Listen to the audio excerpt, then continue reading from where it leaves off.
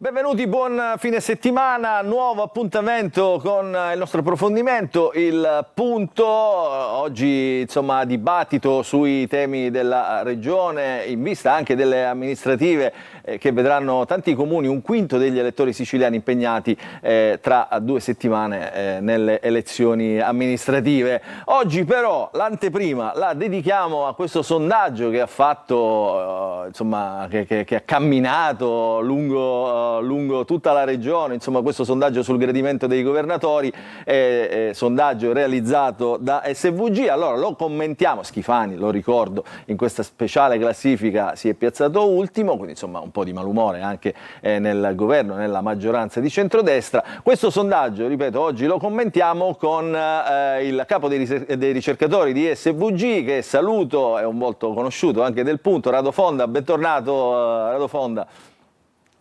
Grazie, buongiorno a tutti. Allora, che è successo? Rado Fonda, insomma anche voi avete sentito da Trieste un po' questa eco mediatica di questo sondaggio, no? Questa eco che è arrivata dalla Sicilia con questi malumori. Adesso poi lo commentiamo, diciamo, nello specifico il sondaggio. Sì, è abbastanza inevitabile che quando si fanno questo tipo di classifiche alcuni sono soddisfatti, altri meno, e quindi ciascuno si difende come può. Poi sono però diciamo dati che rileviamo ogni anno, già da diversi anni, e in certi casi hanno anche una certa stabilità nel tempo, per cui non ci sono delle cose veramente eclatanti, se possiamo dire, per quanto riguarda la Sicilia, per esempio. Ci sono, se vogliamo commentarlo direttamente... Certo, cominciamo a vedere insomma in grafica, con la prima grafica, insomma questa speciale classifica dei presidenti di regione. Il sondaggio prende come periodo di riferimento febbraio-maggio 2026, perché ovviamente ogni anno ce n'è uno, quindi questo è quello di quest'anno, è il più recente, 2026. Al primo posto si piazza il governatore del Friuli Venezia Giulia, Fedriga, poi Stefani, che è un nuovo, volto nuovo, colui che ha sostituito Luca Zaia in Veneto. Al terzo posto una regione del sud, Roberto Occhiuto della Calabria. Allora, Rado Fonda, cominciamo a commentare. Sì, allora, dunque, Federica al primo posto, che conferma praticamente il dato che avevamo rilevato l'anno scorso, però l'anno scorso c'era ancora Zaia in Veneto che figurava al primo posto. Quest'anno c'è Stefani che ha sostituito Zaia e quindi comunque comincia bene con un secondo posto con 58%, che è sicuramente un buon dato, e quindi abbiamo 2 governatori della Lega ai primi 2 posti, come era già successo l'anno scorso. Al terzo posto Occhiuto, che dopo la rielezione, diciamo, conferma praticamente il gradimento che aveva ottenuto negli anni precedenti, un gradimento particolarmente alto se consideriamo i dati storici della Calabria, perché di solito in Calabria i dati dei governatori erano piuttosto bassi. Dopodiché abbiamo 2 neogovernatori, De Caro e Fico, che sono anche abbastanza alti, li possiamo ancora definire un po' anche in luna di miele elettorale, essendo stati eletti da mesi e non da anni, dunque. Dopodiché abbiamo il governatore dell'Emilia Romagna, De Pascale, assieme alla Proietti dell'Umbria, Gianni al 42%, Cirio, il governatore piemontese al 40%, Bucci 37%, Acquaroli stesso livello 37%, il presidente della regione Lombardia Fontana segue a 35%, questo è il terzo governatore della Lega, e in seguito abbiamo Marsiglio Abruzzo 33%, Todde presidente della regione Sardegna 33% e Bardi sempre a 33%. Abbiamo poi al penultimo posto Rocca, governatore del Lazio, e infine, appunto, come avevo anticipato prima, Schifani. La Sicilia. Allora facciamo 25. Un attimo di commento, come dire, di quadro, no? Cioè, Le regioni del nord ovviamente sono le regioni traino del paese, quindi diciamo, va da sé che insomma, anche i cittadini se ne accorgano e voglio dire, premino l'operato di questi governatori. Solitamente in queste classifiche il sud va sempre un po' più a rilento. Colpisce per esempio la Todde, no? Anche qui in Sardegna era stata eletta furor di popolo, insomma la sorpresa, nel giro di poco. Diciamo, anche qui il suo gradimento si è abbassato. Per quanto riguarda invece la equa distribuzione dei partiti, diciamo che ne troviamo tanti ovviamente di centrodestra, perché questa è la fotografia poi che restituiscono le elezioni regionali. Su questo cosa si sente di commentare? Allora, sicuramente, come già detto prima, la Lega vanta i primi due posti e quello sicuramente è significativo. Poi Forza Italia ha invece un po' una distribuzione tra parte bassa e parte centrale della classifica e Occhiuto che invece è molto alto. Direi che queste cose, oltre al di là del partito e anche al di là forse dell'area geografica, sicuramente al nord di base i governatori erano sempre un po' più alti, però incide anche molto la personalità politica, no? Oltre al fatto nella percezione dei cittadini cosa è riuscita a fare effettivamente, è anche un po' il carisma, la personalità, per esempio possiamo De Luca dire, Radofonna, anche la mediaticità del personaggio. Certo, assolutamente, al giorno d'oggi queste sono cose fondamentali, anche perché molte politiche regionali non sono molto visibili tra la larga cittadinanza e quindi molti cittadini non hanno quegli strumenti per giudicare l'operato in maniera, diciamo, accurata e quindi si affidano anche un po' alla percezione e a quello che è il carisma e la comunicazione del presidente, che è un po' una specie di vetrina dell'amministrazione regionale, no? E quindi appunto, come dicevo, per esempio De Luca in Campania è sempre stato alto, adesso Fico è anche abbastanza alto in classifica, però bisognerà vedere se riuscirà a mantenere negli anni questo livello e così via. La Todde per esempio era partita l'anno scorso con un 37, adesso è scesa al 33, a Sardegna anche una regione un po' ostica, diciamo, con i cittadini che di solito danno dei giudizi abbastanza severi sui governatori e quindi bisognerà vedere se poi riuscirà a rialzarsi un po'. Allora, Radofonna, prima di vedere, diciamo, la classifica dello scorso anno, così da fare dei paragoni, nel frattempo chiedo alla regia di prepararla, andiamo sulla metodologia, perché qui insomma in Sicilia si è discusso, allora chissà che cosa è successo, chissà che domande hanno fatto, c'è stata anche come dire, qualche retropensiero sulla bontà, diciamo, del sondaggio di SVG con i quali io, diciamo, tendo a mettere la mano sul fuoco per la serietà dell'istituto, quindi insomma poche chiacchiere su questo. Però voi cosa avete chiesto ai cittadini che avete intervistato e soprattutto che campione avete intervistato? Dunque, la domanda era molto semplice, la domanda era quanto ritiene efficace l'operato del presidente Schifani, presidente Cirio, presidente Rocca, a seconda della regione in cui si trovavano i cittadini. Noi abbiamo raccolto queste interviste nel corso di quasi 2 mesi, perché le raccogliamo settimanalmente in tutto il paese e poi costruiamo i campioni regionali. Nel caso della Sicilia, per esempio, avevamo un campione di circa 900 rispondenti, che è un campione solido, buono, anche distribuito per provincia, distribuito per età e sesso e così, quindi un campione sicuramente affidabile. E la domanda è quella, quindi, con una scala che potevano dire molto efficace, abbastanza efficace, poco efficace, per niente efficace, per cui alla fine è la solita, è un tipo di metodologia che utilizziamo già da anni in tutti i diversi ambiti, ecco.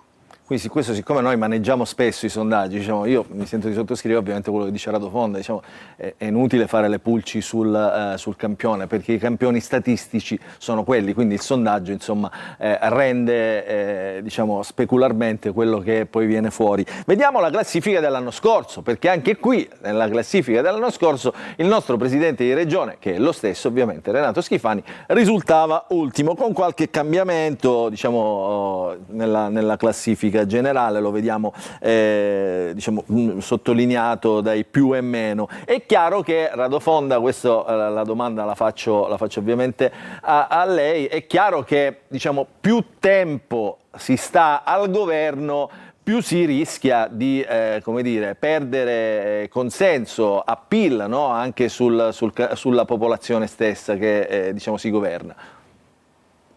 Sì, questo sicuramente, perché può essere difficile, ma non è scontato che sia così, perché per esempio se guardiamo Occhiuto ha già fatto praticamente quasi un intero mandato, anche se è andato a elezioni anticipate perché ha praticamente un mandato e comunque ha tenuto, tiene un livello abbastanza alto.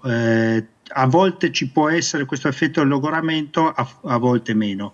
Secondo me comunque in Sicilia questo non è successo, perché avevamo rilevato già 2 anni fa, per esempio il presidente Schifani ha un livello simile, era il 26 per dire, anzi 3 anni fa nel 2023, per cui era, come dire, secondo me qui è una questione anche un po' l'elettorato siciliano, che è anche molto come dire anche molto severo nei giudizi, storicamente da quando facciamo questa rilevazione, quindi già da più di 10 anni. Nessun governatore è andato oltre il 34%, per dire, tanti erano anche sotto il 20%, per cui insomma diciamo, resta in media.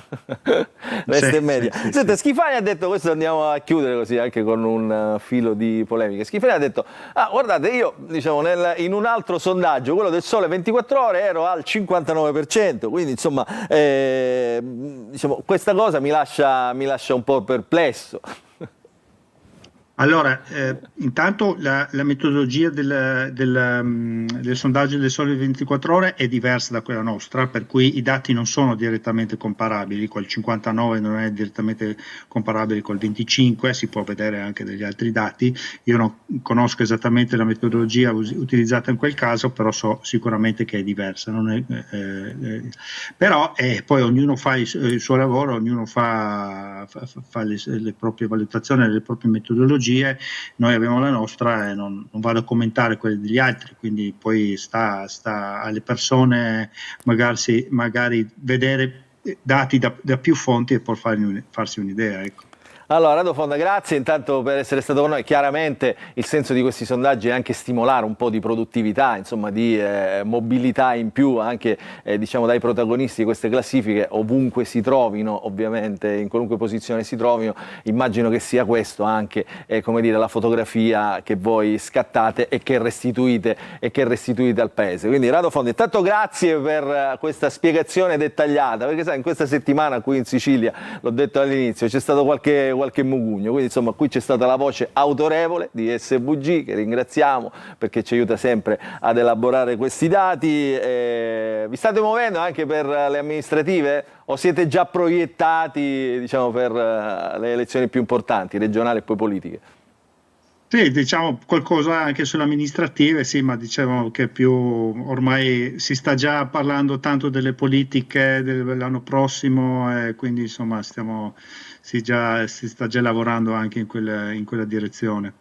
Ovviamente ci aiuterete, grazie anche a voi. Ci aiuterete anche a elaborare diciamo, e a spiegare questi dati. Grazie Radofonda, grazie SVG. Noi chiudiamo questa prima parte del punto, l'anteprima. Dopo la sigla comincerà il dibattito.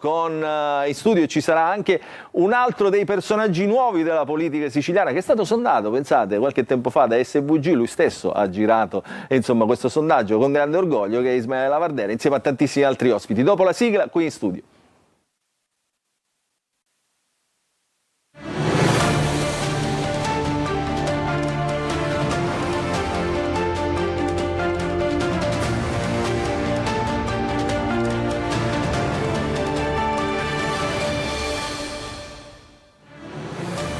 Rientriamo in diretta, adesso cominciamo il dibattito del punto di oggi. Oggi insomma tanta carne al fuoco, c'è tanto di cui parlare sulla regione siciliana in vista anche delle amministrative, come si sta muovendo la politica, il campo largo, le alleanze, dall'altro lato le fibrillazioni in maggioranza, questo sondaggio di cui abbiamo parlato poco fa con SVG, insomma, che ha in qualche modo creato malumore e qualche frizione all'interno della giunta di governo, della giunta Schifani. Vi presento gli ospiti ai quali chiedo poi subito un parere su questo sondaggio. Allora, come Salvo Tomarchio di Forza Italia, deputato regionale, Alessandro Porto che è ritornato opinionista perché insomma ti hanno fatto fuori dall'Ars. Sì, ho accettato il nuovo contratto. Quindi eri accettato di nuovo. Antonio Condorelli, sempre con noi, Ismael Lavardera, leader di Controcorrente, deputato regionale. E in collegamento il capogruppo di Fratelli d'Italia all'Ars, Giorgio Assenza. Buon pomeriggio Assenza. Buon pomeriggio a voi, grazie per l'invito. Assenza, protagonista questa settimana anche lui, con dichiarazioni che hanno fatto molto rumore. Assenza, adesso ne parleremo. E con noi in collegamento c'è il coordinatore regionale del Movimento 5 Stelle, Nuccio Di Paola, che saluto. Gliel'avevo promesso che sarebbe tornato la settimana scorsa. Allora, Di Paola, la raccomandazione gliela faccio adesso. Non faccia il telespettatore come l'altra volta, per favore, perché sennò... Va bene, promesso, va bene. Anche perché qua, insomma, si scaldano subito gli anni. Dove si trova Di Paola? Che te ne frega? Cioè, è uno stacanovista. All'Ars, lavora sabato, domenica, lavora sempre, non lo vedi?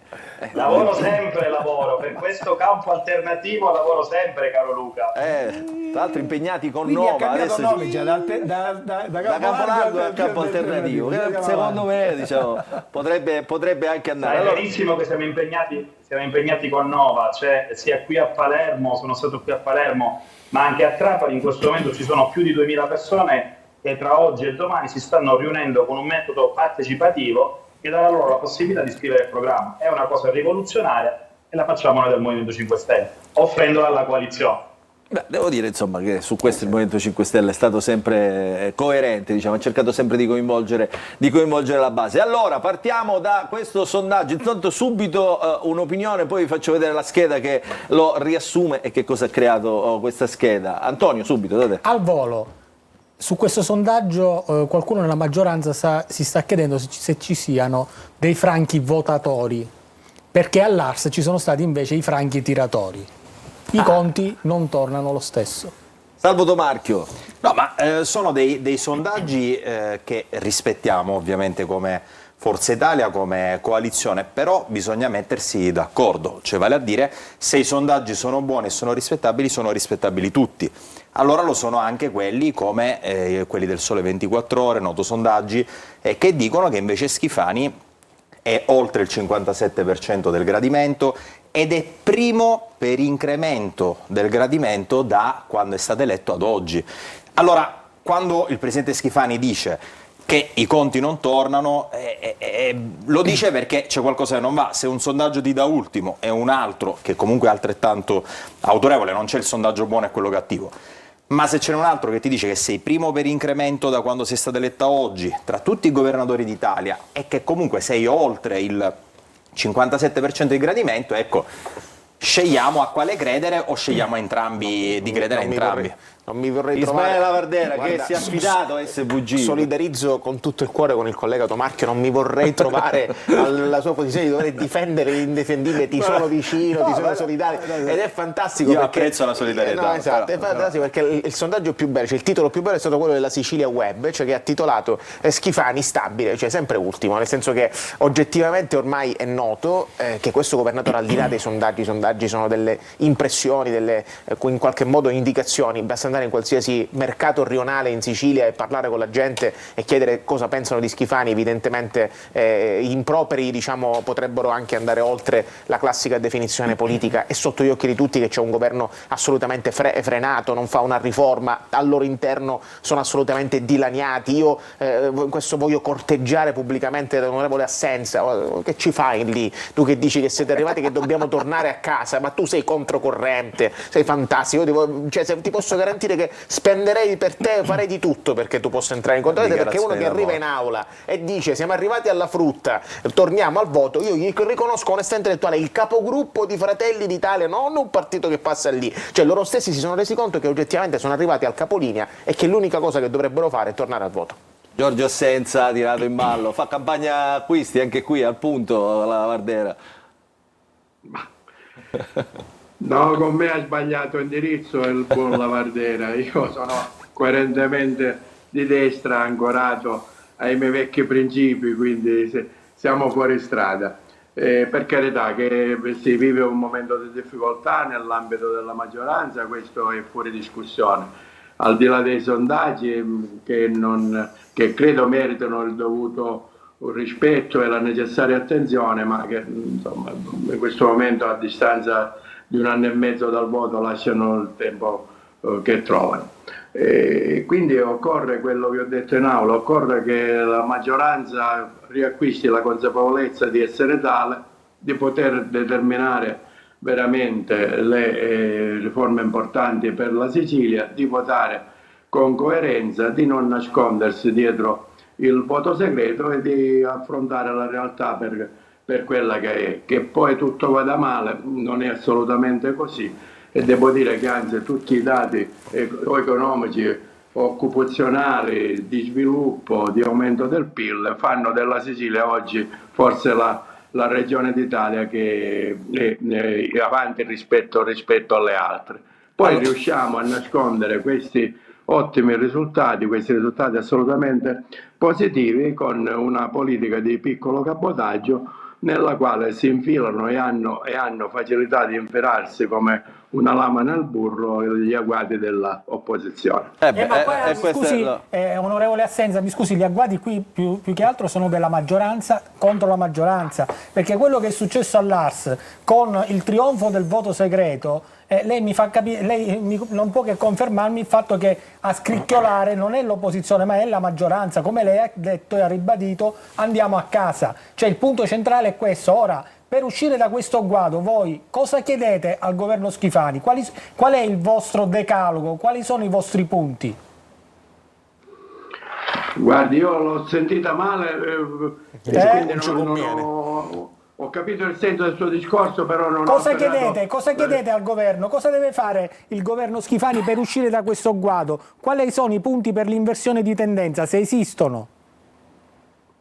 Allora, i punti sono quelli di avviare un confronto assolutamente franco con i singoli deputati, perché i vertici di maggioranza, ai quali ho avuto l'avventura di partecipare sin dall'inizio come capogruppo, lasciano il tempo che trovano, perché poi il problema è trasferire dal vertice di maggioranza le decisioni e le azioni politiche all'interno dei singoli gruppi con i singoli deputati, ciascuno dei quali ha mal di pancia per magari posizioni assolutamente diversificate.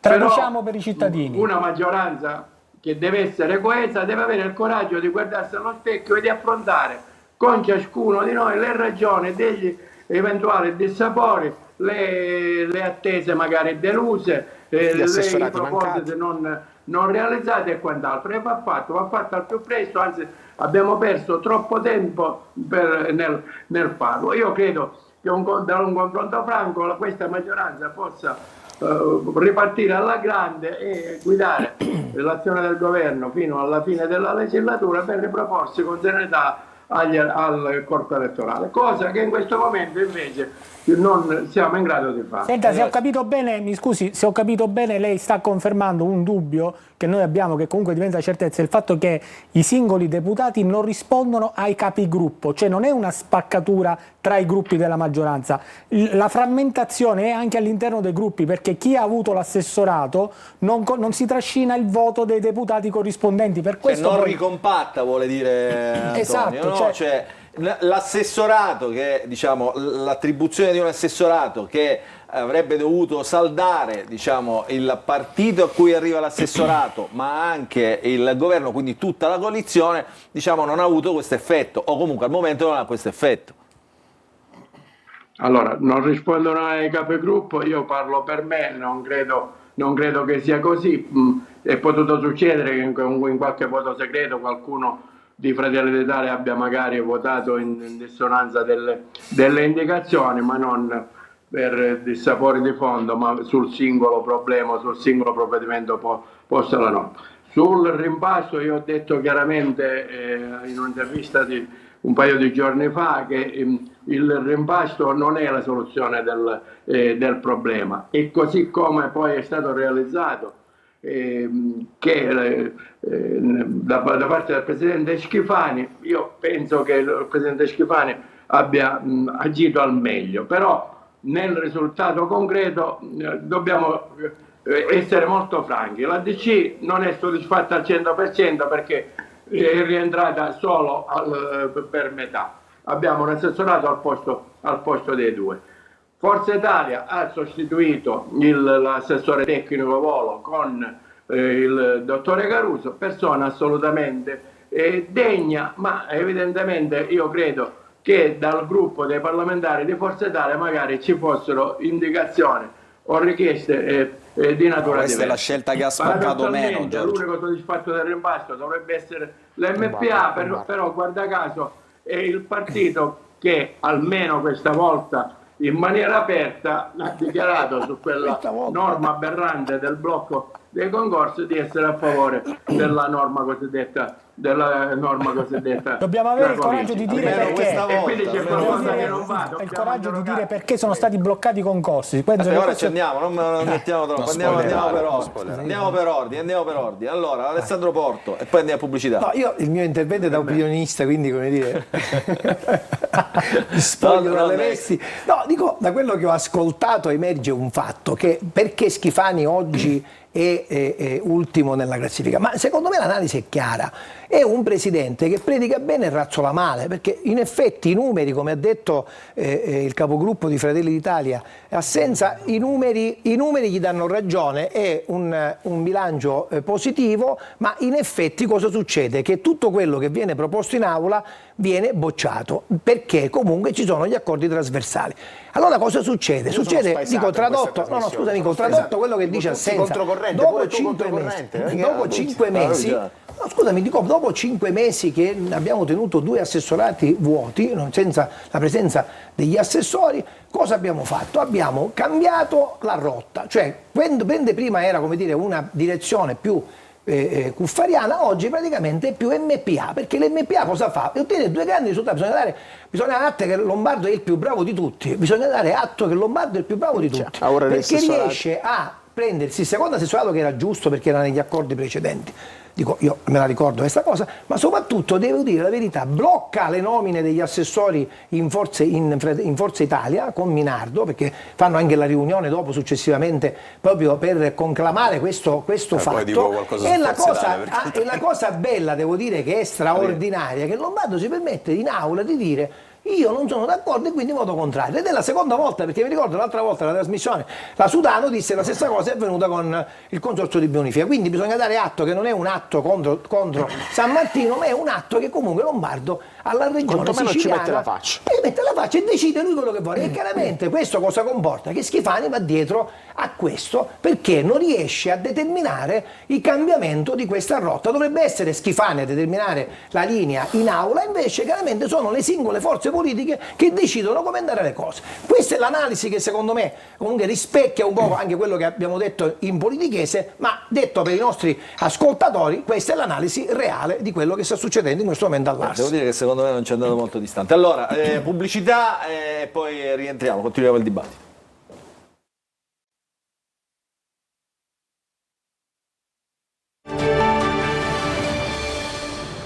Rientriamo in diretta, il dibattito aperto sui temi della regione, partendo anche, siamo partiti oggi appunto da questo sondaggio che in questa settimana ha in qualche modo così messo un po' di malumore alla giunta regionale, al presidente della regione, che per il secondo anno consecutivo si è confermato ultimo nella classifica di gradimento. Questo ha un significato particolare, lo abbiamo determinato, lo abbiamo analizzato poco fa con i ricercatori di SVG, però per far riallineare i nostri telespettatori anche al dibattito sentiamo il servizio di Simona Mazzone con Massimo Ceraulo e poi riprendiamo il dibattito.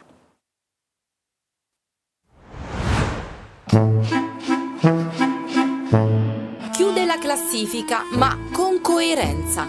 Renato Schifani si conferma ultimo tra i governatori italiani ancora una volta nel sondaggio SVG per ANSA e si attesta in coda con solo il 25% di gradimento da parte dei cittadini intervistati.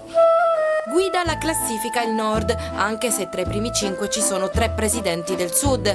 I primi 2 posti sono a marchio Lega, con Massimiliano Fedriga, Friuli Venezia Giulia e il Veneto Alberto Stefani. Al terzo posto il presidente forzista della Calabria, Roberto Chiuto, quarto il PD con Antonio De Caro in Puglia e quinto Roberto Fico in Campania per il Movimento 5 Stelle. C'è chi corre per raggiungere la vetta del gradimento e chi decide che la stabilità può considerarsi una virtù. Così Schifani resta esattamente dove lo avevamo lasciato, in fondo, e il suo 25% non si muove. In ogni caso, esimersi dal consenso facile, fatto di parolone e proclami, potrebbe anche essere una strategia. Ignorare le sirene della popolarità e mantenere un certo distacco possono essere un valore aggiunto rispetto agli strilloni della politica. La regione ha già delle indubbie attrattive. Tipo? I montagne e la costa, il mare e le campagne sono il fiore all'occhiello della regione. Ma che dico fiore? Un pelo all'occhiello della regione. In passato nemmeno i suoi predecessori sono riusciti ad arrivare in cima, tanto che ad esempio Rosario Crocetta in un sondaggio IPR per il Sole 24 Ore col suo ultimo posto è risultato tra i governatori meno graditi d'Italia, mentre Nello Musumeci nel sondaggio SVG si è classificato penultimo. Sempre meglio che ultimo, si dirà. Tornando a Schifani, l'esito della classifica non lo ha sconvolto più di tanto. Preferisco sorridere, ha detto appresa la notizia, ma mettendo in dubbio l'esecutore del sondaggio, in quanto lo scorso anno per il Sole 24 Ore non era poi così sgradito. Probabilmente c'è qualcosa sotto, non voglio far polemica con SVG, però è chiaro che i conti non tornano, ha aggiunto. E magari chissà, alla prossima buca stradale riparata o al prossimo volo scontato per Roma potrebbe schizzare verso l'alto della classifica. I siciliani sono così, un giorno ti odiano, l'indomani ti amano. Del resto non ha avuto molta fortuna dalla sua parte guidando un governo in questi ultimi anni ricco di inchieste giudiziarie e di scandali inaspettati. E allora, in cosa ha sbagliato, se ha sbagliato in qualcosa, il nostro presidente?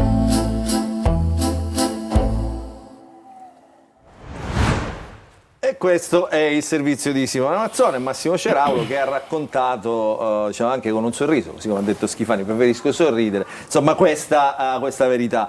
In cosa ha sbagliato Schifani? La Vardera. Ma innanzitutto ce l'ha con SVG, perché anche sempre SVG, ricordo qualche mese fa, riconosce in controcorrente la seconda forza politica in Sicilia, quindi questa cosa evidentemente non gli sta bene. Ha sbagliato sostanzialmente in tutti gli ambiti in cui ha deciso di governare, primo tra tutti quello della sanità, cambiare più assessorati, è riuscito a superare persino Crocetta, che di assessori ne cambiava un 49, ma in tema di sanità è stato più coerente Crocetta che Schifani, ne ha cambiati 3. Ha messo all'assessorato alla salute uno che si occupa di agricoltura e all'agricoltura uno che fa il medico. Questo è il vero tema, cioè San Martino fa il medico e fa l'agricoltura, Caruso nella vita si occupa dell'ESA e del sviluppo agricolo, gli ha dato la sanità, cioè è un governo in cui i peggiori ricoprono i posti migliori e in cui il merito non viene assolutamente garantito. L'altro giorno in aula ho raccontato che al CEFPAS, uno degli enti regionali che si occupa di sanità, addirittura abbiamo avuto assunto mogli di deputato Riccardo Gallo afflitto, che tanto afflitto non sarà visto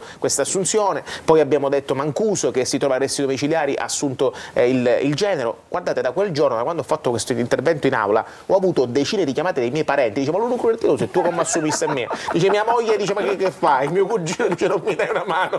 Dice: scusa, ma io dammi una mano pure a me. Ragazzi, non ce la faccio. Le assunzioni Assenza sono si sta sbracciando, assenza che è persona serissima, devo dire. Vedo mezzo sorriso, però assenza, insomma. Ismaele è bravo in questo, però non so. A fare però Porto ha detto poco fa una cosa, ha detto, dice, in tutto questo, diciamo, il collante doveva essere il presidente della regione, cioè io ricordo, senza andare troppo lontano, con Nello Musumeci, insomma. Però Luca, ve la prendete sempre con Schifani.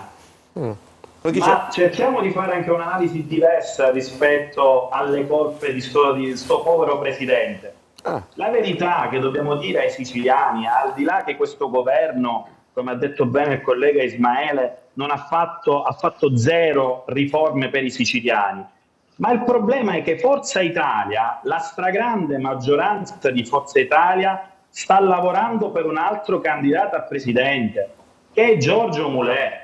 Questa cosa la dobbiamo dire da un punto di vista politico. C'è una stragrande maggioranza. Quelli della destra che sono con me all'opposizione. Assolviamo Schifani allora. No? C'è una stragrande maggioranza di Forza Italia che sta lavorando, fammi finire il concetto, sta lavorando per un altro candidato a presidente, e Schifani ha capito che le uniche persone all'interno di questa coalizione che gli sono vicine sono San Martino e quindi Lega, Cuffaro e quindi DC, e la parte di Forza Italia di Cardinale.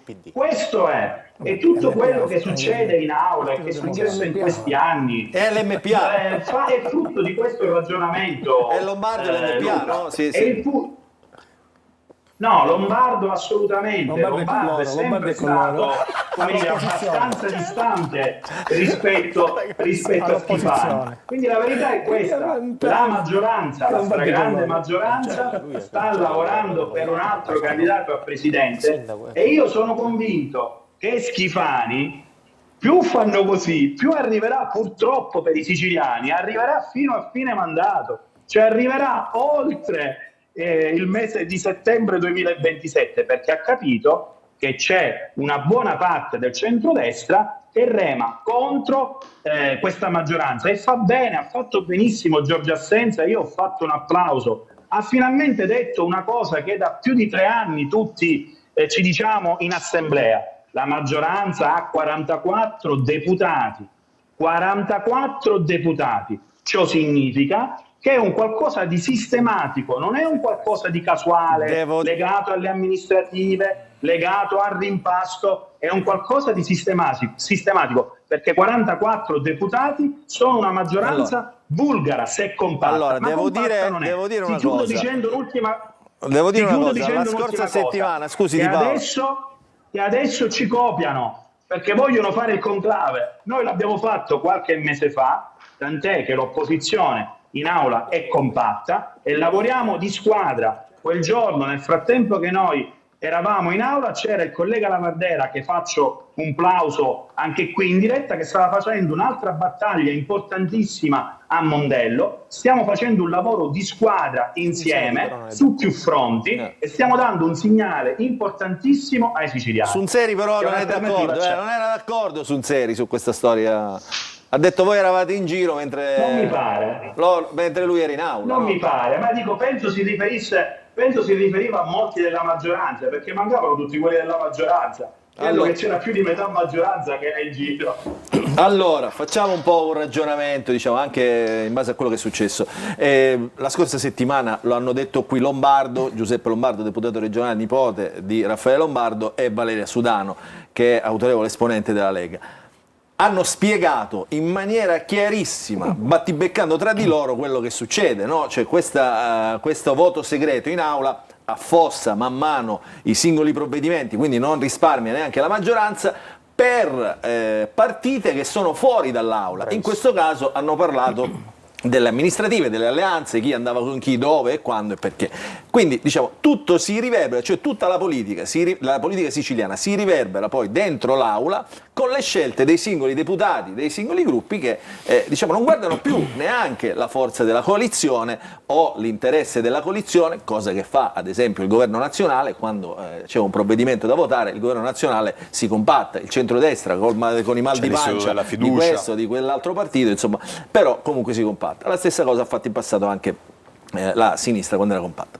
Tomarchi. Ma intanto, se mi è consentito, qui non è di Schifani, diciamo, è il parafulmine in questo. Ma figuriamoci, sembra quando si dà la colpa in un comune sempre al sindaco, è sempre colpa del sindaco. Non è così ovviamente per i sindaci, non è così per il presidente della regione. Mi sia consentita però una velocissima battuta, perché qui pare che tutti ne sappiano di Forza Italia tranne quelli di Forza Italia stessi. No, ma non è così per niente, ma fatemelo dire da chi sa, perché qui tutti parlano di Forza Italia come se fosse un intergruppo parlamentare. Fatevi dire le cose di Forza Italia da chi sta dentro. La scelta dell'assessore, chiariamola una volta per tutte, è stata una decisione del partito nazionale e regionale, e probabilmente, lo dico senza senza nascondere il dito e senza mettere la foglia di fico, probabilmente io credo che sia stata la scelta migliore per evitare invece di spaccare un gruppo che comunque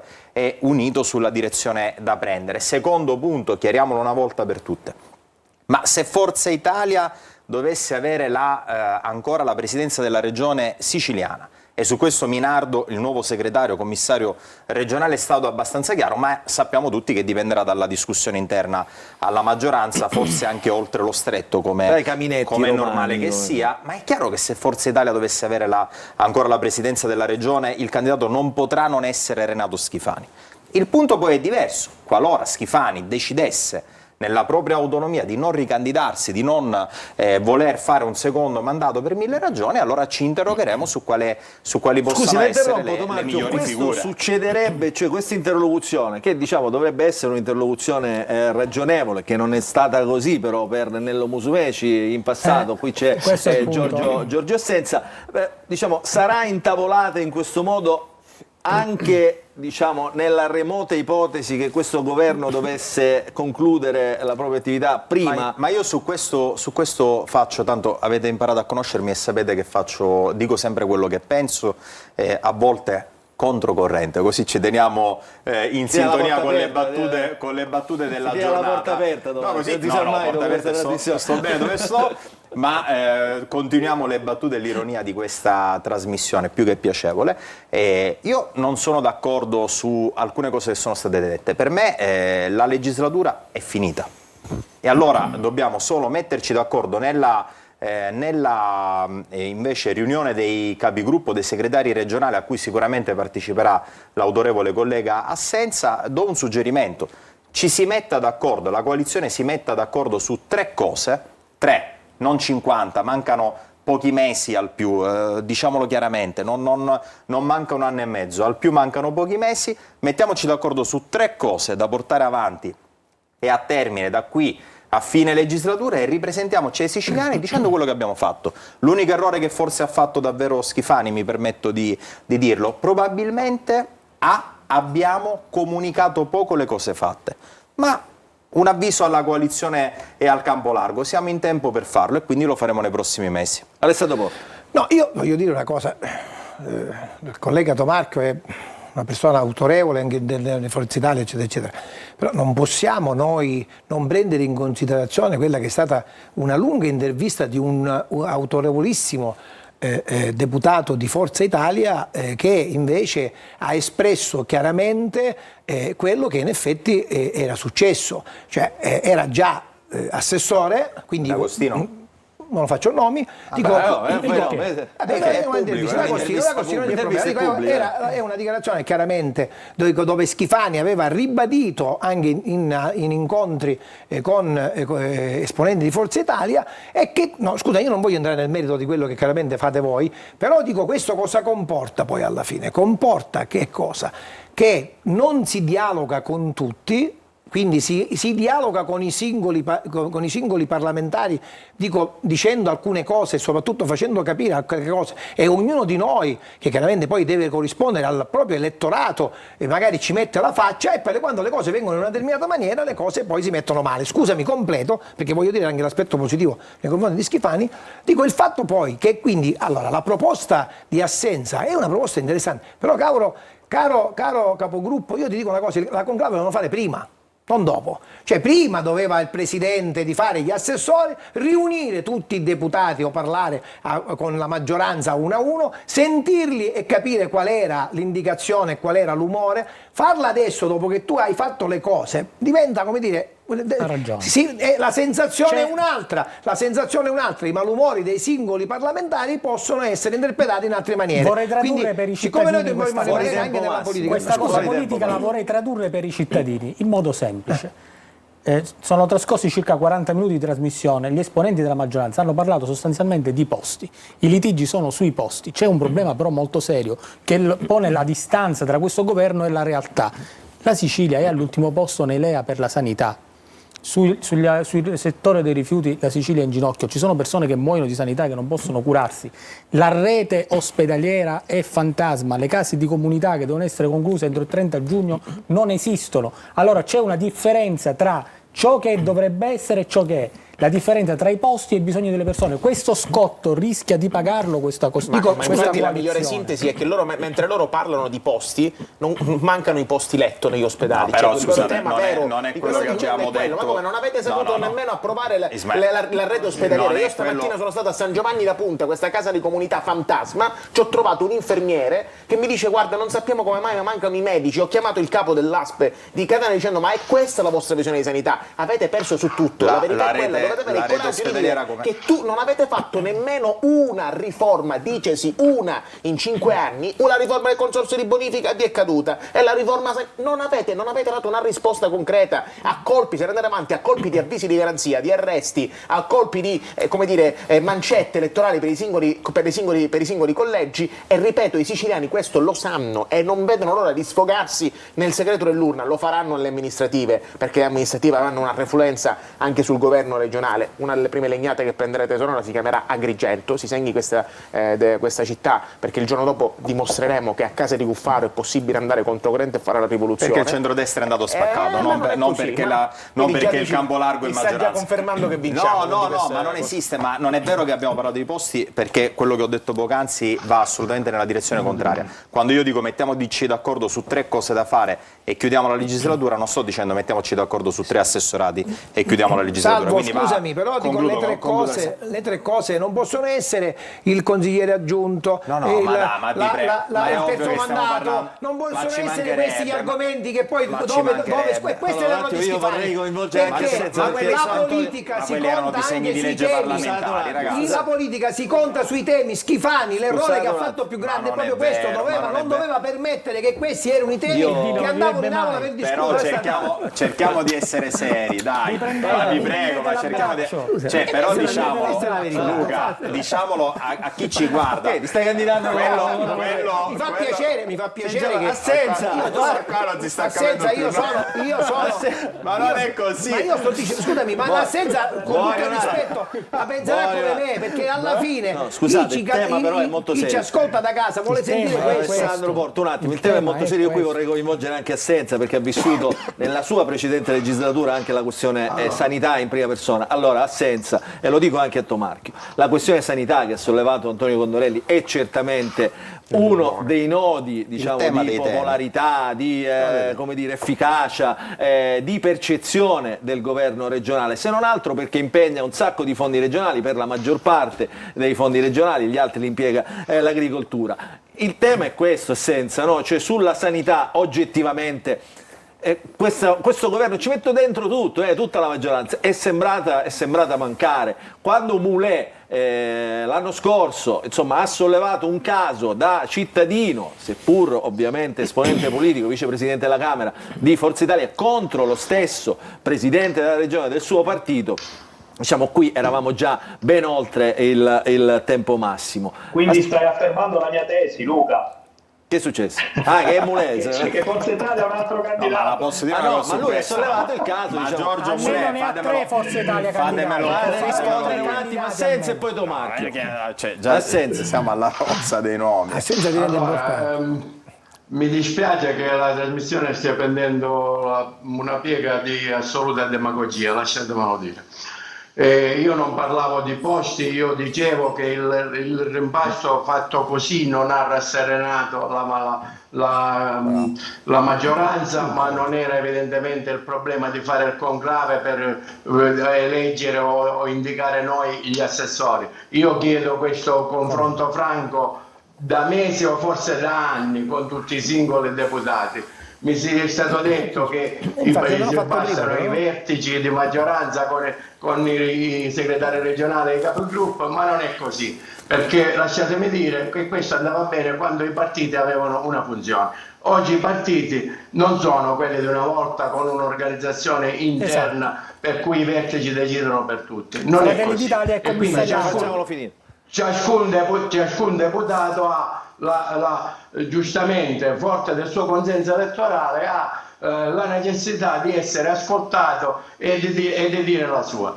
La sanità, è vero che ci sono un sacco di problemi, ma non mi dite che non è stato fatto niente. Le case di comunità dal punto di vista logistico sono state realizzate quasi tutte, solo nella mia provincia il mese scorso ne sono state inaugurate 8. C'è ancora un problema di assunzione, sono già stati indetti i concorsi, ma poi vengono queste norme di assoluta intelligenza che magari cercano di frenare anche su questo. È inutile che gesticole, caro Ismaele, perché così le liste d'attesa sono ancora assolutamente non soddisfacenti, ma passi in avanti ne sono stati fatti, così come per i posti in terapia intensiva e quant'altro. Ci sono eccellenze nel nostro territorio. Però lui 7 giorni fa ha detto di andare a casa, cioè non possiamo cambiare, se no le persone non capiscono più niente.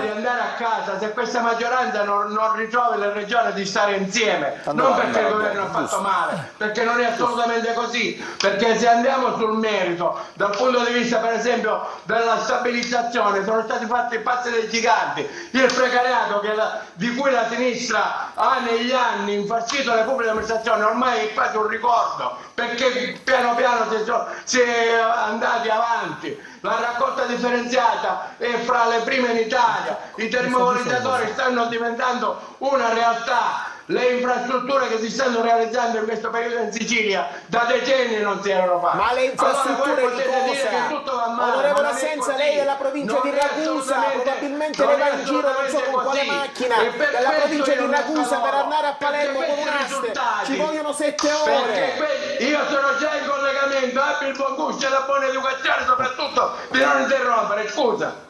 Prego, Senza, finisca. Ma se dice io per questo mi accaloro, perché a fronte dei risultati dell'azione di governo indubbiamente efficace nella prosecuzione dell'ottima gestione del governo Musumeci, per non parlare dei risultati economici, oggi il bilancio siciliano è solidissimo, tutte le agenzie di rating ci classificano ai primi posti, quindi avete voglia di dire che non si è fatto nulla. La rabbia è che nonostante tutti questi risultati, grazie alle nostre divisioni interne, che poi vorrei capire su che cosa si basano, invece mettono in gioco una sinistra che non ha nulla da dire nel merito alla società siciliana, però grazie alle nostre divisioni cerca di infilarsi e di fare il suo gioco. Allora, ci fermiamo un attimo, pubblicità, poi risponde Di Paola e Lavardera. Dobbiamo andare in pubblicità. Poi fatemi dire che è il presidente della regione di Forza Italia. Rientriamo in diretta, quindi ritorniamo sulle parole che ha detto poc'anzi Giorgio Assenza, insomma, che ha detto, dice non è vero, dice noi le abbiamo raccontate, anzi non le abbiamo raccontate, ma abbiamo fatto un sacco di cose per questa regione, gli indicatori stanno dicendo e ci continuano a dire che abbiamo fatto bene, il problema semmai è nella come dire, divulgazione di questi concetti, associati anche al fatto che abbiamo solo raccontato tutte le nostre divisioni interne nei partiti della maggioranza. Voleva rispondere a Giorgio Assenza Nuccio Di Paola, coordinatore del Movimento 5 Stelle, deputato regionale, e poi Ismaele Lavardera.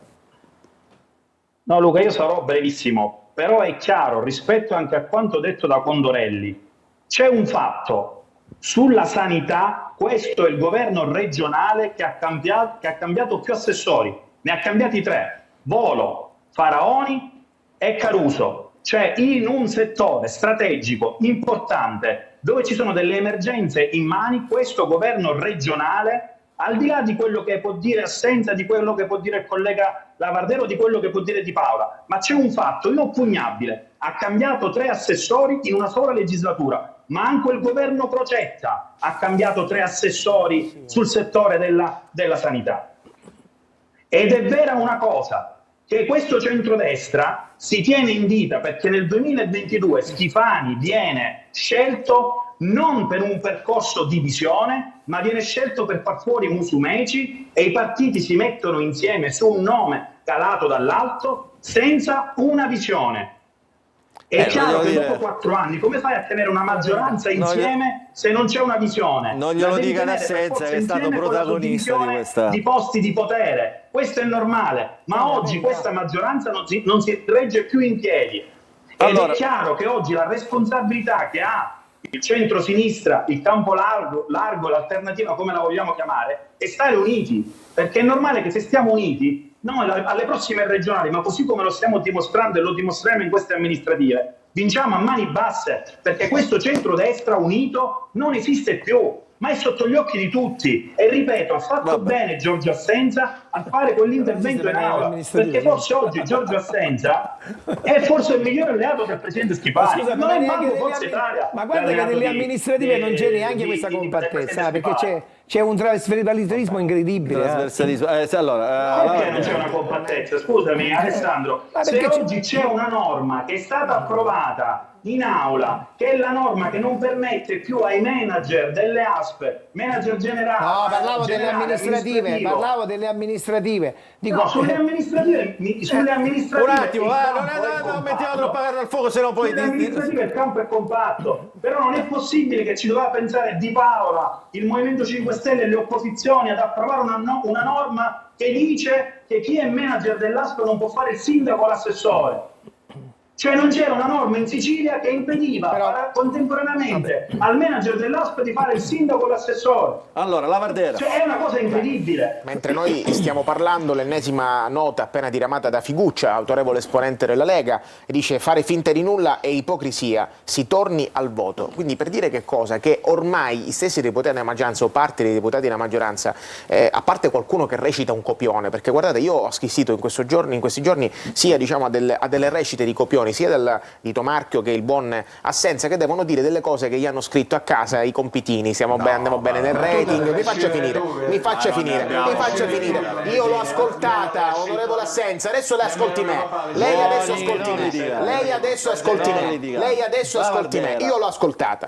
Quindi va bene, poi mi replichi. Questi compitini con cui sostanzialmente dite che è tutto a posto, è la favolina, è il rating che non va e abbiamo fatto cose straordinarie. Lei poco fa parlava di infrastrutture, lei è della provincia di Ragusa, ininterrottamente deputato non so da quanti anni, ma lei la Ragusa-Palermo, che la fa tutte le settimane, si rende conto che è una delle strade più pericolose e allucinanti che abbiamo. I cittadini della sua stessa provincia si sono assolutamente stanchi di questa aste, a proposito di nomini e stipendifici, gestita da uno che si chiama Genovese Junior, che forse giocava con le macchinette quando era piccolo, allora gli hanno dato l'aste, proprio perché evidentemente era qualcosa da ripiazzare. I servizi essenziali non le garantite, la sanità non funziona, le infrastrutture non funzionano, l'unico punto che avete fisso è il ponte sullo Stretto di Messina.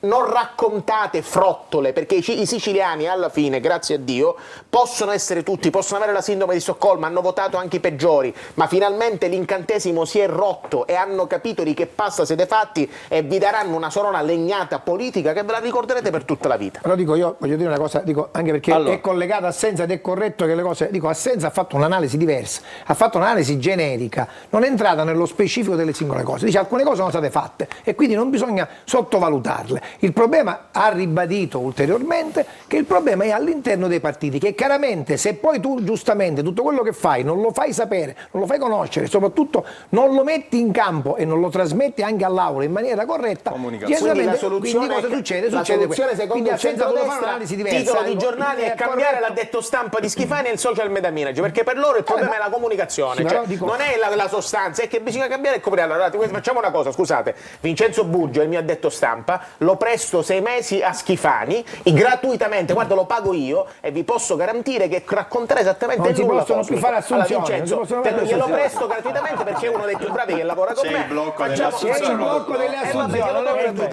se il problema è la comunicazione. Parliamo delle 1000 assunzioni. Un attimo, voleva replicare anche su questo Tomarchio e poi rientriamo sulle assunzioni. Sia consentito sottolineare che oggettivamente non abbiamo copioni scritti, perché è offensivo per l'intelligenza di ognuno, e sono sicuro che Ismaele Lavardera non voleva significare questo, e che poi quando ci si lascia andare incontro alla telecamera a volte un pochettino si giustifica. No, lo voglio giustificare perché lo sai, se fosse vero il pensiero che ha espresso sarebbe offensivo. Invece voglio credere che non la pensasse come l'ha detta, perché qui non c'è nessuno col copione, con le cose già scritte, tant'è che quando è il caso diciamo delle cose anche scomode. La verità è un'altra, quella che abbiamo detto poc'anzi: è 4 anni che si governa, e si governa come l'opposizione elenca le cose che non funzionano, la maggioranza elenca a quel punto le cose che sono state fatte. E viva Dio, mi pare una cosa più che ragionevole. Quindi se tu inizi a elencare le cose che non vanno, io ti elenco le cose che sono state risolte. Mi pare logico. Quindi si è governato.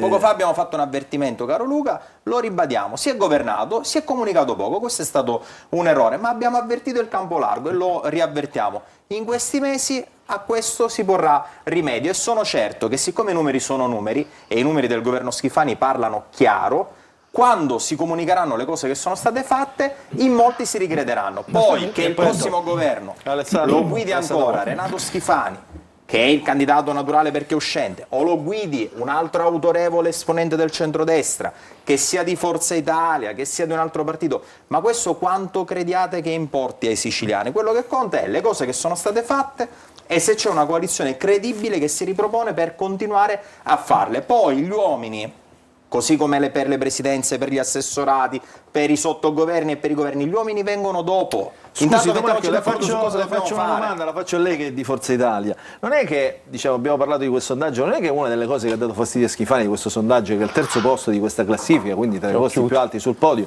c'era Roberto Occhiuto, che è ovviamente il governatore della Calabria, una regione del sud. Si è detto, lo hanno raccontato ovviamente i giornali, che insomma questa partita Occhiuto-Schifani è sempre stata e rimane una partita aperta. Tra l'altro su Messina la partita la sta giocando Matilde Siracusano contro un Cateno De Luca che in questo momento sta andando e sta, almeno non possiamo dire i sondaggi, non possiamo dare i sondaggi, però insomma sembra una partita molto aperta, ecco. Speriamo che sia aperta, lo prendo come un buon auspicio. Io non posso dire. Io ero più sconfortato, ma sono contento. Poi mi darai a fine trasmissione. Luca, ma tu ti rendi conto il livello del centrodestra? Molti dico si fanno del male da soli. Questo è l'umore del deputato. Io guarda Senza che è il termometro di questo. Io sono Senza, vieni con noi. Sono contento che sia una partita aperta perché, come sapete, nella provincia di Messina c'è una forza straripante e quella di De Luca. Va bene, ci ho detto, rispondo alla domanda, non fuggo. I rapporti tra i due governatori sono ottimi. Dopodiché Occhiuto è uno dei più bravi che abbiamo dentro Forza Italia a livello nazionale. Gioca una partita, secondo me, oggi. Non credo che Occhiuto debba venire a fare il governatore della Sicilia, quindi perché dovremmo essere in contrasto? Però saremmo veramente il primo gelosia, governatore delle due Sicilie. Ma giocano due partite totalmente differenti. Occhiuto sta giocando una partita nazionale, una delle punte di diamante del nostro partito, ma non avrebbe senso neanche questa gelosia. In un sondaggio, che l'abbiamo detto poc'anzi, è tutto da vedere, andiamo a vedere gli altri sondaggi, andiamo a vedere Schifani, non è uno troppo antico per non conoscere queste cose, per farsi turbare il sonno, sa benissimo che ci sono sondaggi e sondaggi e governa serenamente, sia se Occhiuto è prima, dopo, mezzano, cioè non c'è, ma chi se ne frega? A Schifani dorme sogni sereni, anche se la Sicilia affonda. Io ricordo al presidente Schifani che queste telecamere, scusate un attimo, ascolta a casa. Io ricordo al presidente Schifani che queste telecamere e questi microfoni sono sempre aperti, lo abbiamo invitato tante volte a dire anche la sua, aspettiamo ovviamente una risposta. Ma tu mica che sei Bruno Vespa, quello è il re, se tu non vuoi quello è il re sovrano, non è che può venire al punto, quello è il re sovrano, cioè non è che ti dà questa confidenza. Prego. Parliamo dei 1000 posti. È stata bocciata una norma sulle assunzioni, si parla di 1000 assunzioni circa che dovevano essere fatte.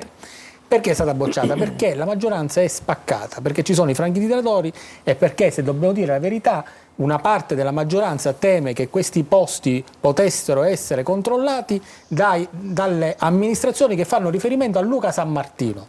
Quindi è stato bocciato col voto segreto, ma il dato preoccupante non è questo il dato rilevante. Il dato rilevante è che un deputato coraggioso della maggioranza ha detto in aula: il fatto che stiamo bocciando queste assunzioni certifica che tutto quello che è stato fatto fino adesso, le assunzioni erano truccate. Allora questo elemento di verità che è stato detto in aula andrebbe acquisito dalla Procura di Palermo, ma anche dalle altre procure. da tutte le 9 procure. Allora questo è il dato, altro che andiamo a casa. Siccome questo deputato coraggioso è qui davanti a noi ed è un esponente di Forza Italia, ha detto che il fatto che stiamo bocciando 1000 assunzioni rischia di certificare che sono stati truccati centinaia e centinaia di posti di lavoro, di selezioni in Sicilia. E poi che cambia, voglio dire, bloccarli fino al 2027. La cosa è seria.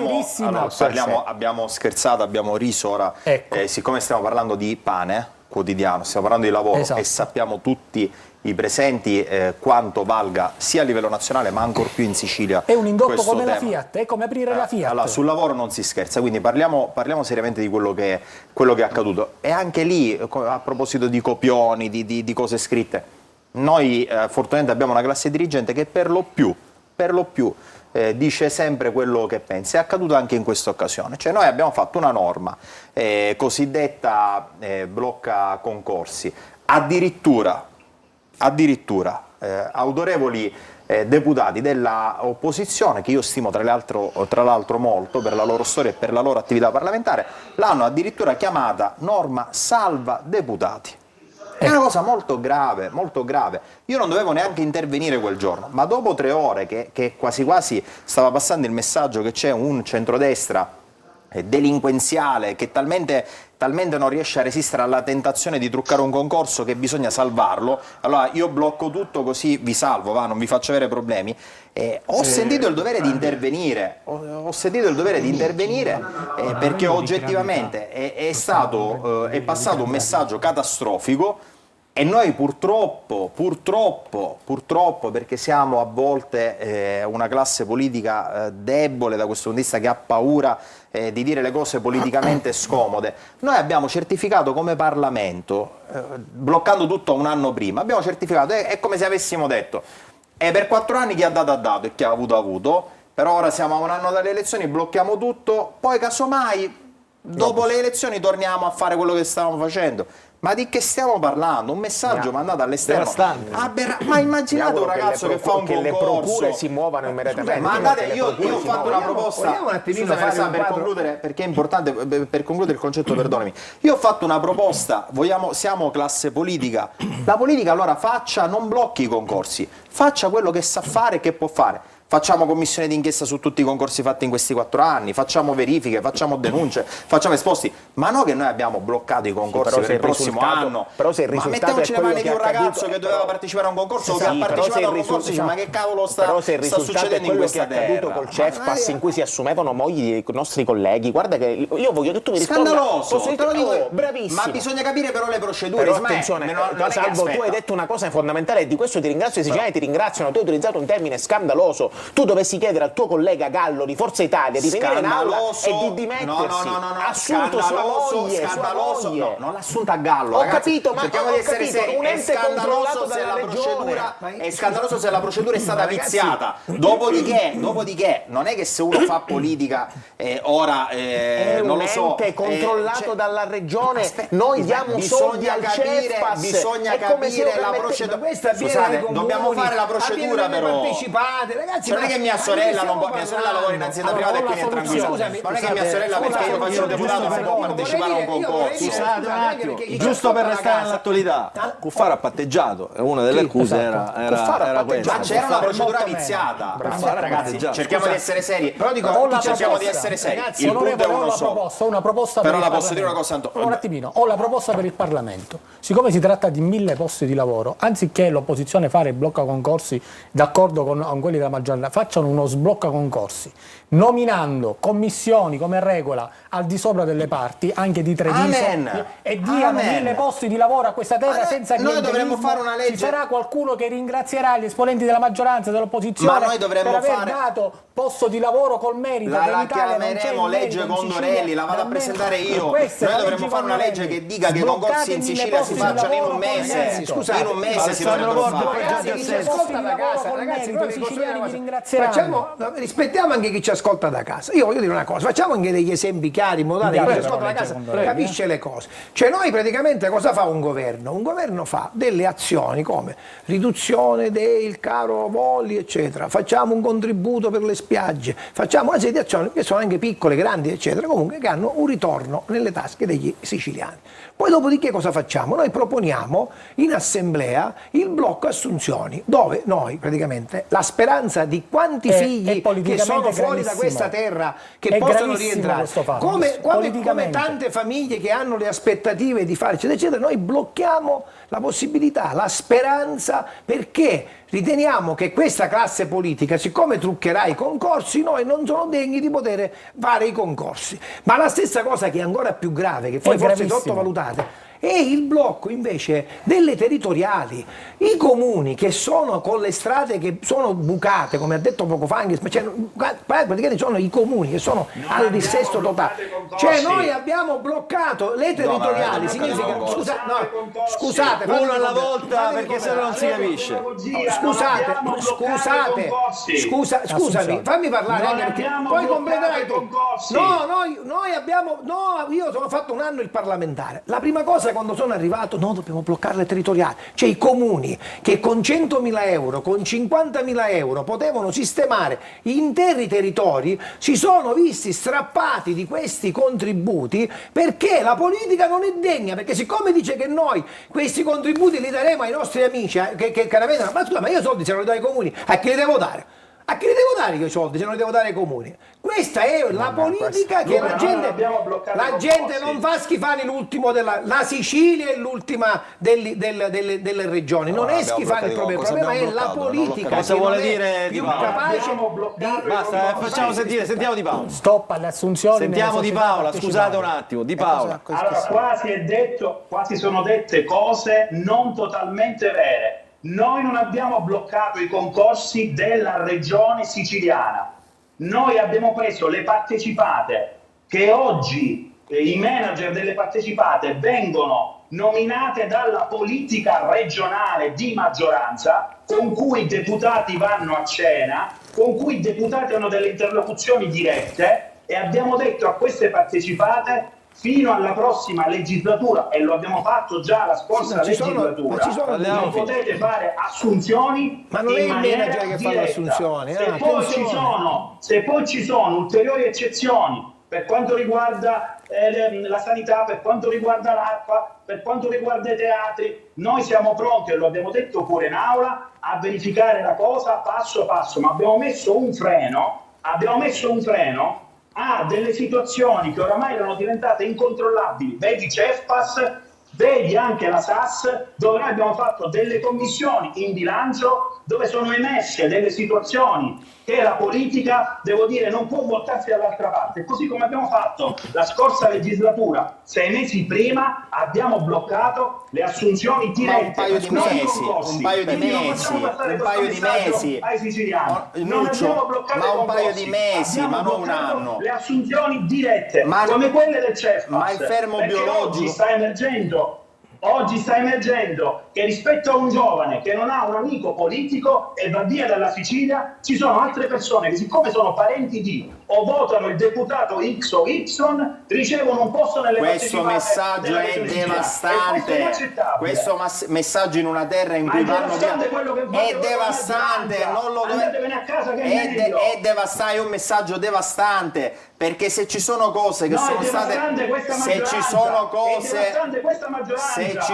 cose, che è piena di inchieste, e nello stesso tempo, quando si propone una norma che è già stata proposta la scorsa legislatura, abbiamo bloccato queste assunzioni dirette 6 mesi prima un paio di mesi finisse. Oggi c'è qualcuno della maggioranza un paio di mesi che dice no, abbiamo sbagliato. Sono contento che una buona parte della maggioranza è assolutamente d'accordo sulla norma che abbiamo approvato. Poi ripeto, se ci sono delle cose e delle eccezioni che devono essere fatte, le facciamo.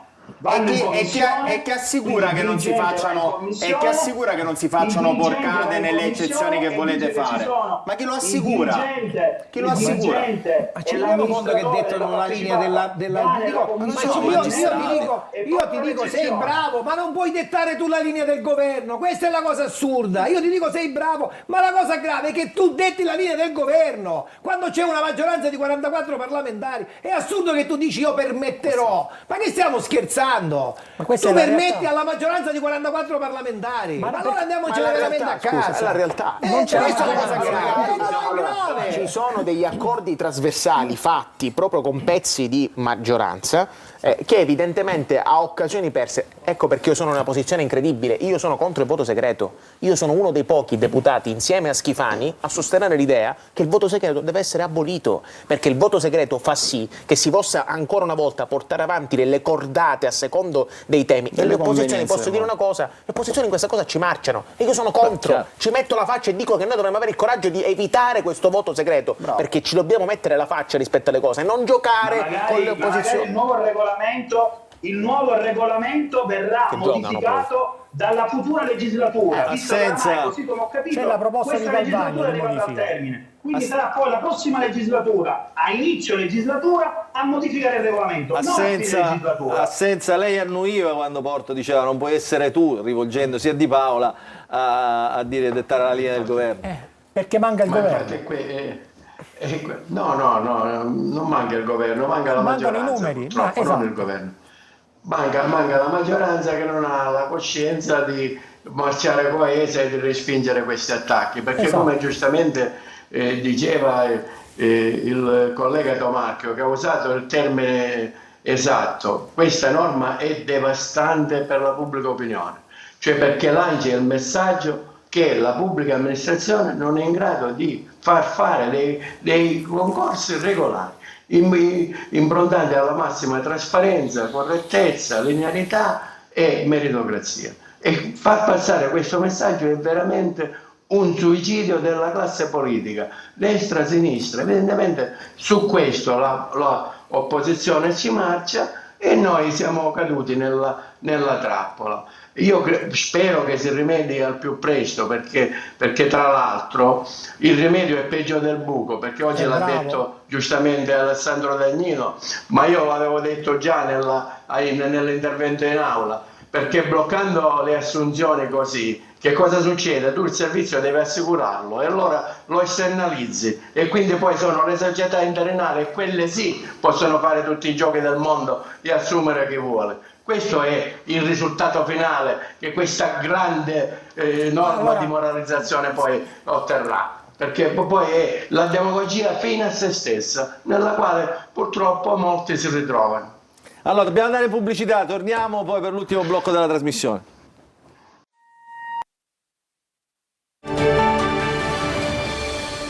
Rientriamo all'ultima parte della nostra trasmissione. Volevo coinvolgere Ismael Lavardera su una questione insomma, che in questi giorni sta tenendo banco. È attesa la decisione del CGA sulla spiaggia di Mondello per capire se questa spiaggia diventerà definitivamente libera o se sarà ancora, almeno per un'altra estate, così è stato detto, la società italo-belga a gestire la spiaggia. Questa questione che è stata sollevata da Ismael Lavardera, da Più Europa, con Elisei e dagli attivisti appunto di Controcorrente, ha dato fino a un certo punto, diciamo fino a un certo periodo, un risultato che poi è stato rimesso in discussione, perché sembra, la faccio breve per i nostri telespettatori, perché sembra che insomma Comune e Regione non sarebbero riusciti a garantire l'ordine pubblico in una spiaggia pubblica, quindi da qui poi le carte bollate, la guerra di carte bollate. Come finirà questa? Tra lunedì e martedì si aspetta quella che non è semplicemente un'ordinanza del CGA, è una visione di Stato, cioè se affidare lo Stato nelle mani a dei privati in odor di mafia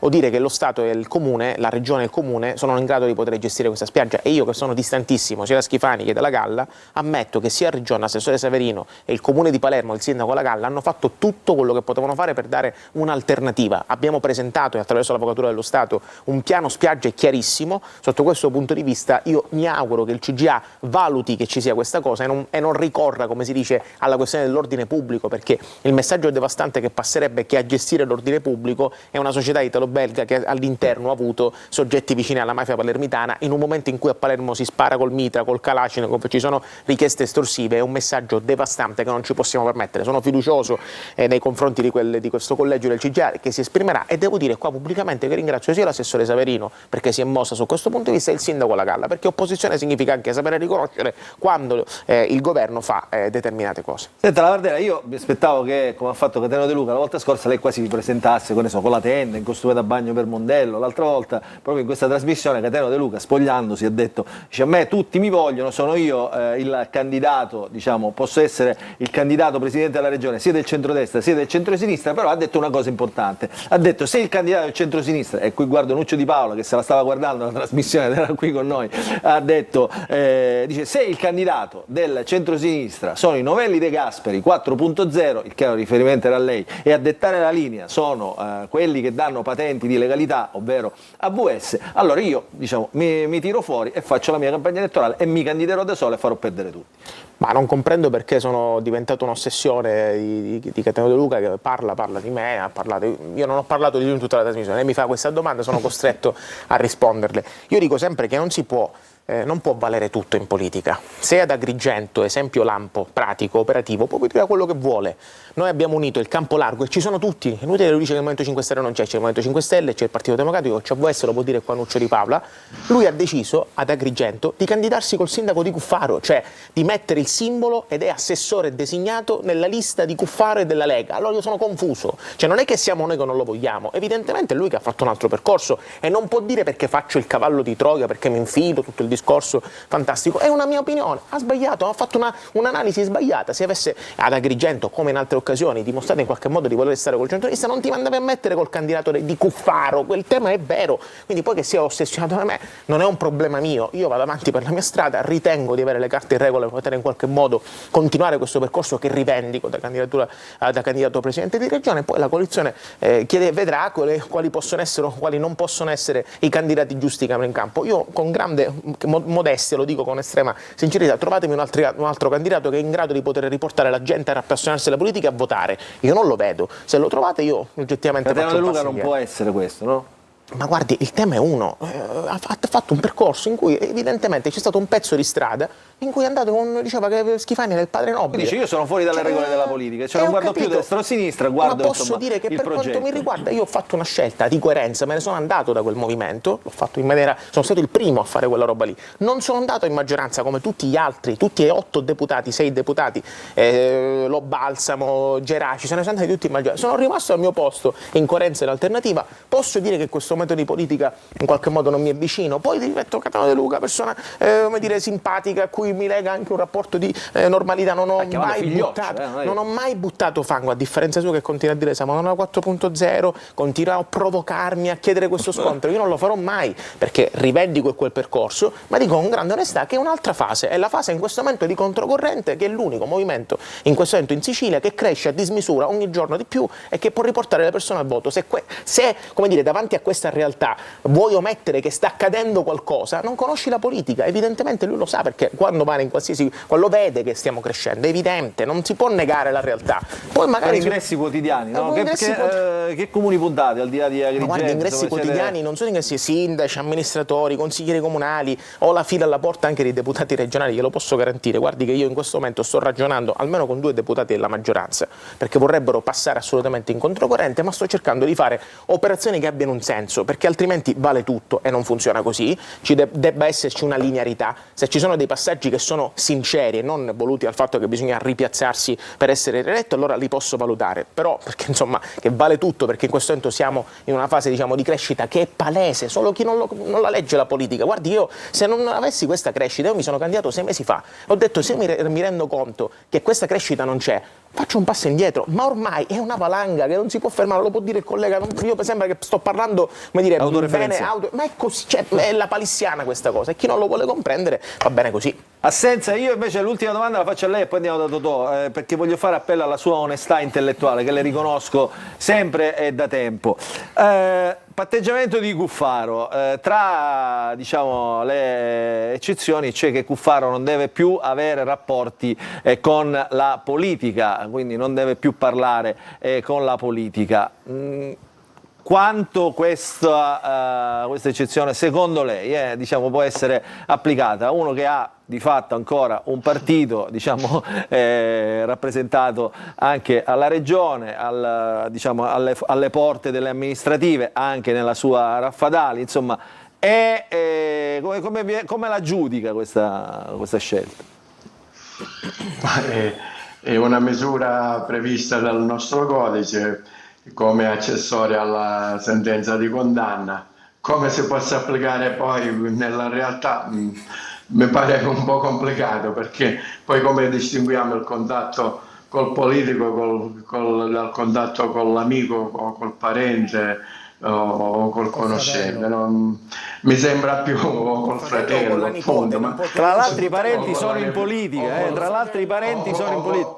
Esatto, o con la nipote, quindi mi sembra più una norma che una imposizione che auspichi un definitivo allontanamento dalla sfera politica, che non poi una norma effettivamente cogente nel campo proprio dell'attuazione della misura. Ma è candidabile? Cuffaro aveva già detto dopo la prima condanna che sarebbe stato lontano dalla politica.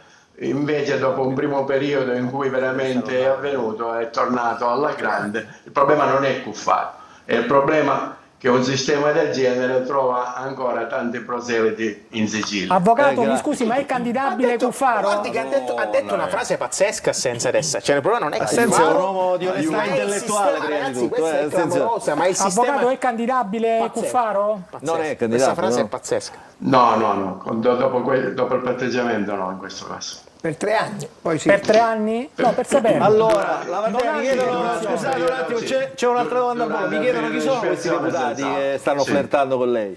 Vabbè, secondo lei io lo dico qui al punto. Ci dica anche l'aria, no? Guardi, Insomma. le posso garantire che in questo momento siamo nelle condizioni, nel giro di qualche mese, di fare il gruppo parlamentare di controcorrente.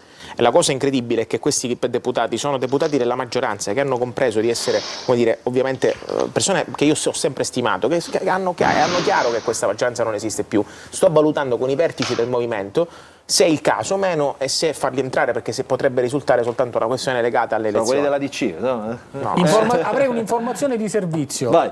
L'Assemblea regionale siciliana sarà in ferie fino al 26 maggio, quindi continuiamo a pagare la campagna elettorale. Bene. Allora, Totò Calì, però non ce l'ha detto, ecco qua.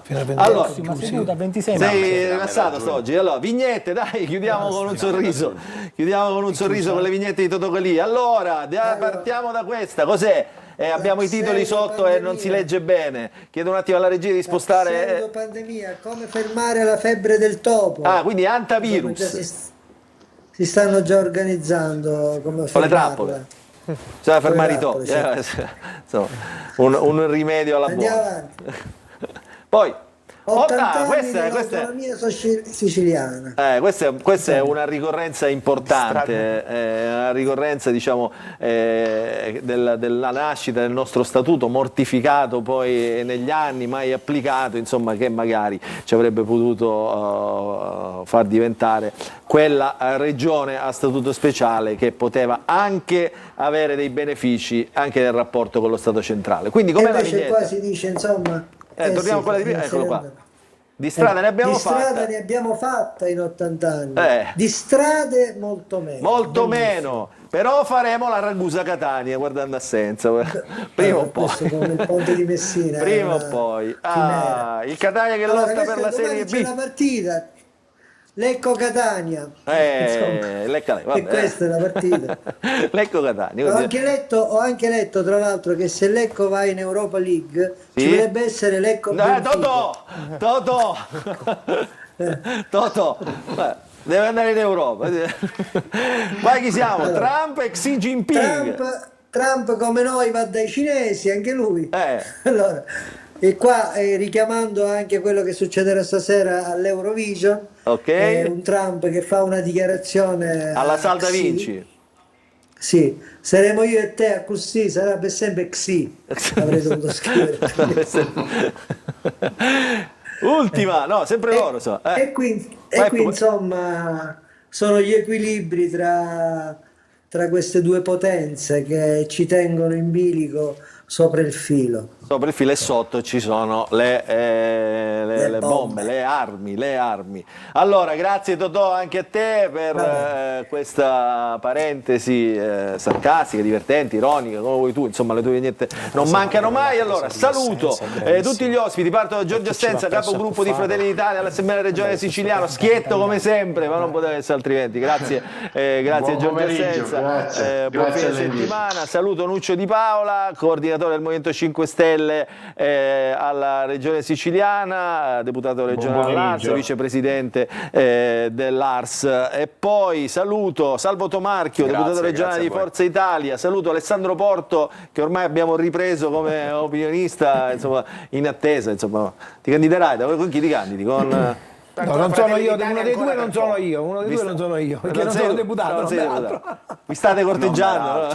No. Con Ismaele c'è stato oggi è stata un grande rispetto e quindi non... Vedete, vabbè. Saluti Ismaele Lavardera, leader di Controcorrente, deputato regionale. La prossima settimana per festeggiare Agrigento? Noi andiamo, lo ricordo per i nostri telespettatori, noi faremo ovviamente lunedì lo speciale elettorale, quindi insomma il commento al voto a partire dalla chiusura delle urne, vedremo cosa succederà. Agrigento ovviamente è una delle piazze che seguiremo, a candidati in tutta anche in prima persona. Insomma, un pensiero soltanto ai 5 sommozzatori che hanno perso la vita. È una cosa che penso doverosa da parte nostra, ma soprattutto a tutti coloro che hanno a che fare col mare. Il mare è pericoloso, ma il mare comunque deve essere come dire, approcciato nel modo giusto. Però chiaramente tutti quelli che lo fanno devono continuare a farlo, perché è uno sport bellissimo che dà l'opportunità di vedere anche cose straordinarie che fanno parte del nostro pianeta. Grazie Alessandro Porto per questa riflessione, saluto anche il nostro Antonio Condorelli. Ciao Antonio, ci vediamo la prossima settimana, sempre qui il punto fine settimana della politica siciliana.